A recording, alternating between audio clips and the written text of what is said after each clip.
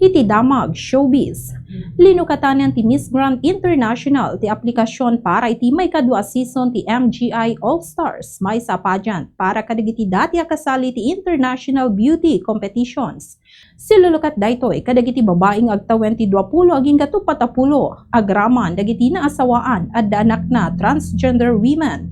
Lulaket di adda padas na ti international pageant.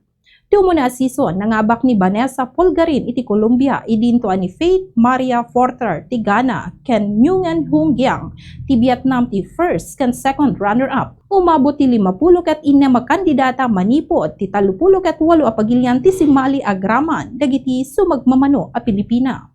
Daytay ti damag showbiz para iti Bombo News and Views.